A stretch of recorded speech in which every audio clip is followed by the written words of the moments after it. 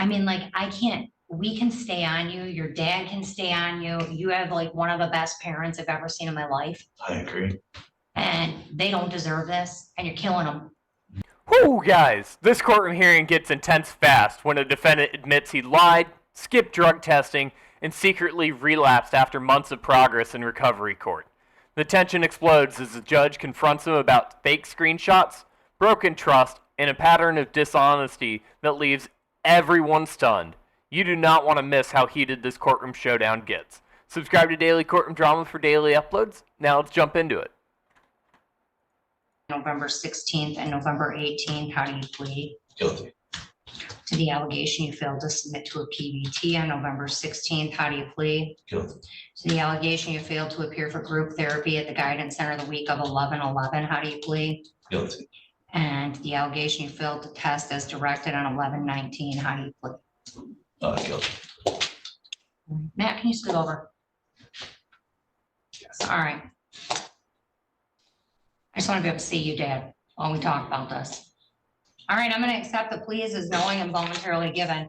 It's my understanding, Kyle, that you had previously denied all of these allegations. You had a really colorful story about how you went to the group meeting on Saturday and how you had, I mean, the lengths you would go to be dishonest are really like,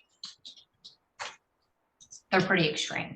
Making fake logs to show your dad so he doesn't think you have to test on a day.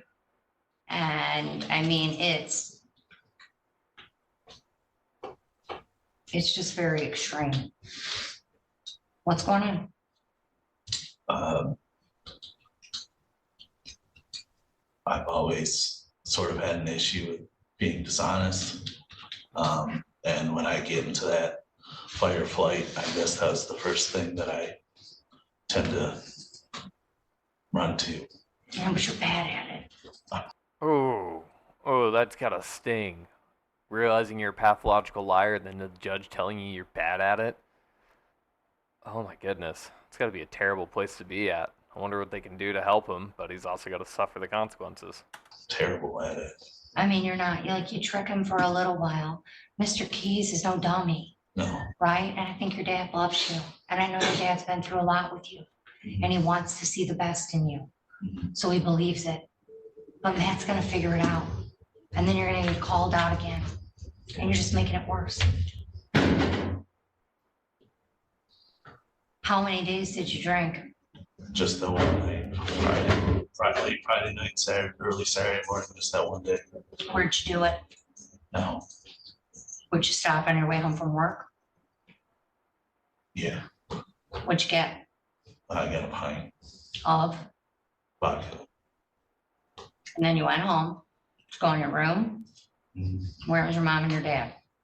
They're in bed.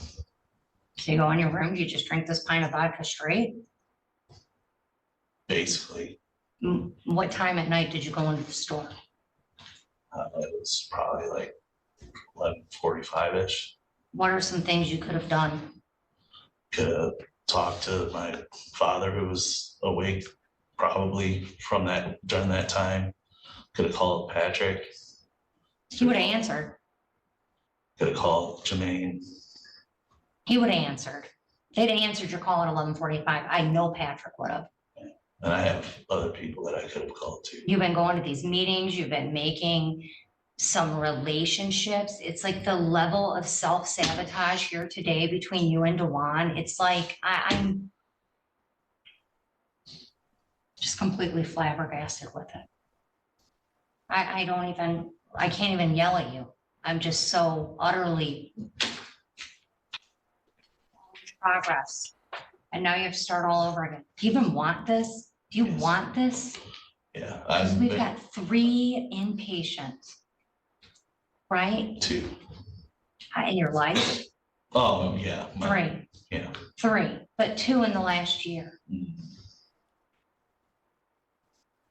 I mean, like, we can stay on you. Your dad can stay on you. You have like one of the best parents I've ever seen in my life. I agree. And they don't deserve this, and you're killing them. But I mean, Kyle, I just don't know what to do. I mean, I can give you this sanction, but like, you know, I was worried because you got out of IOP. You were getting the tether off. You were getting promoted at Vegas. Like your mom came in. And they were so proud. Everyone was so proud. And I was so worried. And we had discussions about this, about like, is this too much at once? Should we keep the tether on for a little longer? But it's like you had earned it. You had earned the right to like have it off. But we were wrong.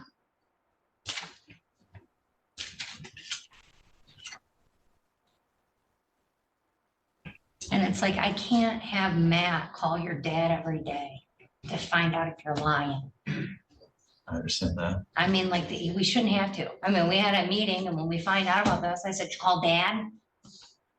And it's like, oh, because we know the answer will be abundantly clear because he gets one story and we get another. All we do is call dad.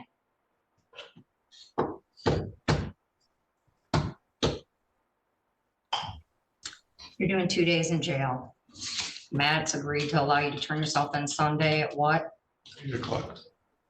AM Yes. to Tuesday, AM, Tuesday, Sunday, Sunday night, Monday night? So he has an appointment with Josh at 4 o'clock on Monday, which I think would be probably beneficial for him to be able to attend. If you're in agreement to allowing him getting out early on Monday at 2, 3 o'clock in order to attend that. Okay. If the scram getting back on, you're keeping it on. Don't ask for it off. It's part of you now. Understand. You're going to submit an essay about the importance of honesty and recovery. You're going to 7 meetings a week. You're going to every day you're going to a meeting. Okay. And you're going to at least 2 of them. How many meetings a week do you go to with Patrick? Just one right now. Oh, you're gonna have to call Patrick and find a second one. Yeah, okay, Is he still your sponsor? yeah. 2 per week with Patrick. Man, this judge is a lot scarier when she's calm like this. Normally she's freaking out and yelling and getting really after the defendants.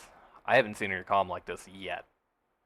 Because I think it's important to know, and I told Mr. Clark this, that the sanction relative jail is primarily related to the dishonesty and certainly not the use, because the use we work towards figuring out why and how to make it better.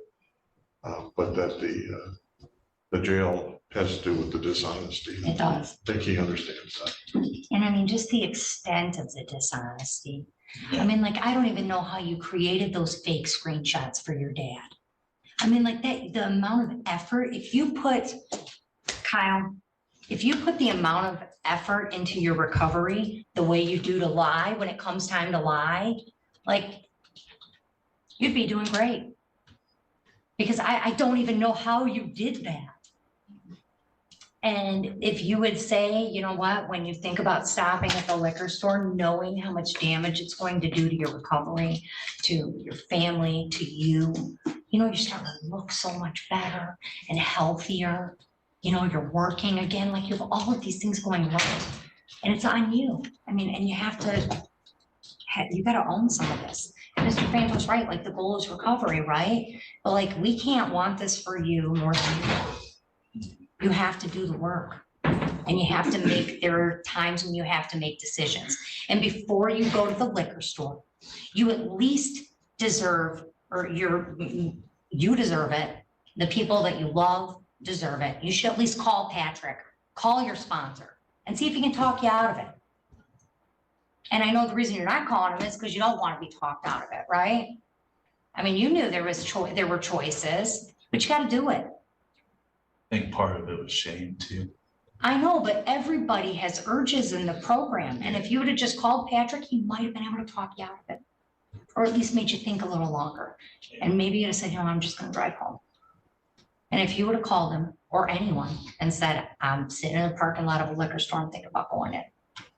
You have all of these people that would have cheered you on and like made you remind you that you could do this, but you have to make the contact.